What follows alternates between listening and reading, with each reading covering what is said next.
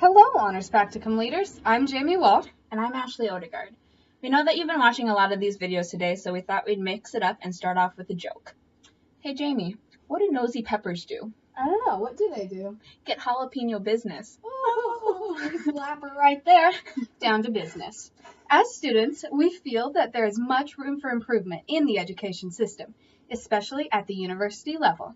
Here are some of our ideas. The biggest issue and source of most of our anxiety is in regards to grading. Grades place too much emphasis on memorization for tests instead of striving to retain information. This is the opposite of our goal as college students. These are things we may need to build on in later classes or remember for life after college.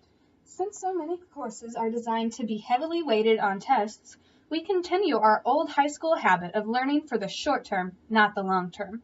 We are beyond that bad habit. We can do better.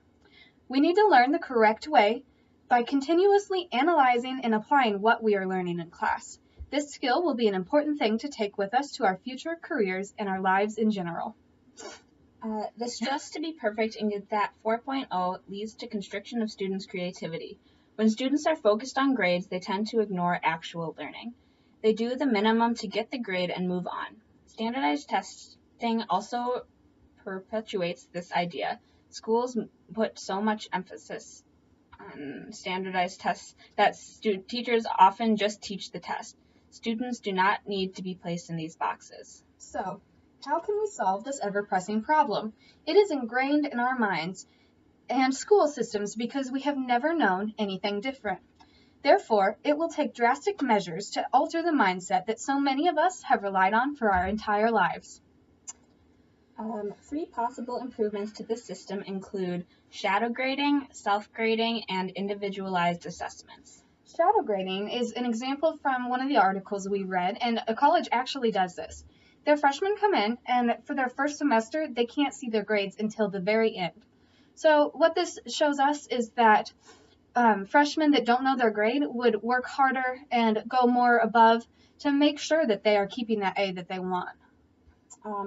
Self-assessment is what we've been doing in Honors Practicum, and we feel that this works out really nicely for students because at the end of the semester they'll have to go back and reflect on what they've done, and this may encourage them to want to build up a steady repertoire of going above and beyond, which calls them to strive beyond just learning for a test and wanting to learn more deeper.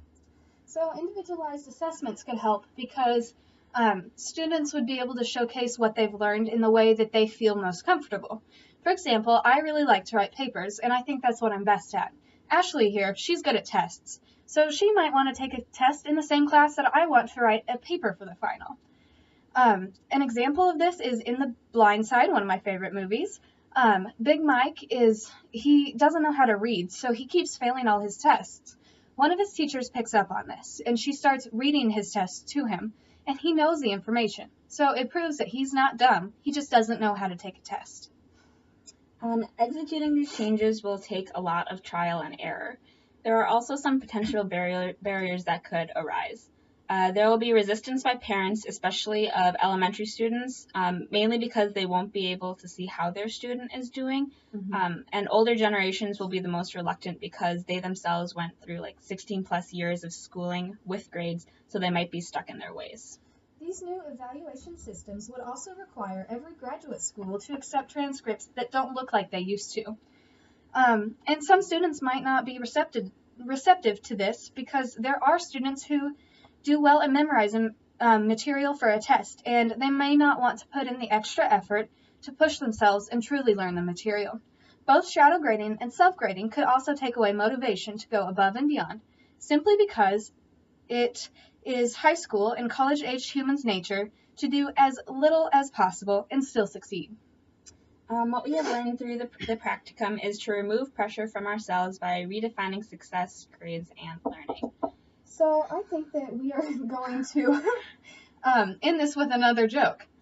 Hey, Ashley, I still remember the last thing my grandpa said to me before he kicked the bucket. Oh yeah, Jamie, what was it? How far do you think I can kick this bucket? Bye, guys. Thanks for your thank time.